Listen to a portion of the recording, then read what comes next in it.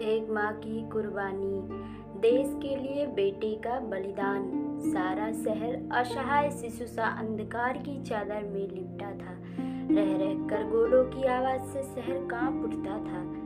शत्रुओं ने उसे चारों ओर से घेर रखा था। एक औरत सर पड़े अपने पलंग पर बैठी थी। उसकी आंखों में नींद उड़ चुकी थी। उसके दिल में एक भूख सी उठती और आंखों में आंसू बहने लगते।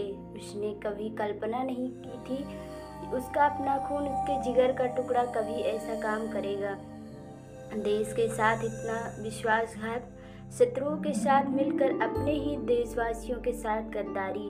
अचानक बिजली सी कौंधी और वो एक झटके से उठ खड़ी हुई। उसकी आंखों में अब आंसू नहीं, विश्वास की चमक थी। वह निर्णय ले चुकी थी कि अब उसे क्या करना है। सर से पांव तक कई काले वस्त्र पहने वह बूढ़ी सड़क पर निकल आई। गश्त लगाते हुए सिपाही ने उसे देखा। क्या तुम जानती नहीं, बाहर जाना खतरे से खाली नहीं, खतरा तो अब जान रहने से है, वृद्ध ने धीरे स्वर में कहा। सिपाही ने कहा, मैं कुछ समझा नहीं, किसकी जान खतरे में है? नजरें झुकाए वृद्धा बोली, मेरे पुत्र की। मेरे पुत्र ने मेरी कोख को कलंकित किया है, विश्वासघाती है वो।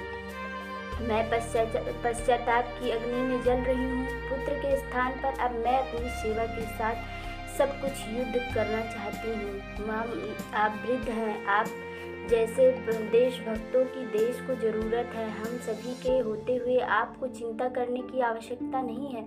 आप घर जाकर आराम से सो जाइए। सिपाही ने उन्हें रोकते हुए, सिपाही की बात सुनकर मारियाना की आंखें भर आई। शायद होकर वो बोली, मेरे देश के रक्षक, मुझे अपने प्राणों से अधिक अपने देश की चिंता है। पर तुम शायद नहीं जानते, मैं जीवित होते हुए मृतक के समान हूँ। यदि कोई मेरी हत्या कर दे तो मैं चिंता मुक्त हो जाऊँ। सैनिक हैरान होकर देखता रह जाता है और मारियाना दूर निकल गई। मेरी आन रोज रात को पहरा देने निकलती कि शत्रु कहीं घात लगाए तो छिपा नहीं है। अचानक उसे किसी के रोने की आवाज आई। उसने देखा एक सिपाही के शव के निकट एक स्त्री बैठी रो रही है। उसने पूछा, क्या हुआ तुम्हारे पति को?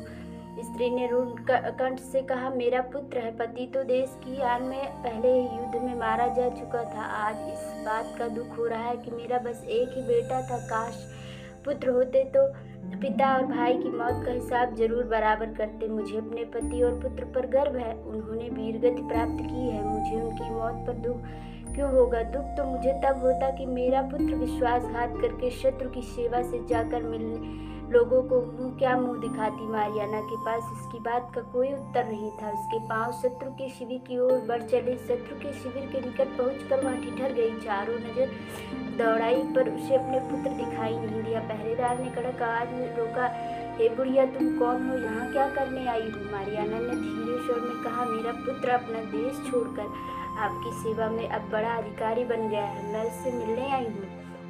पहरेदार की सारी बात समझने में देर न लगी। वह तुरंत उसे अपने पुत्र के पास ले गया।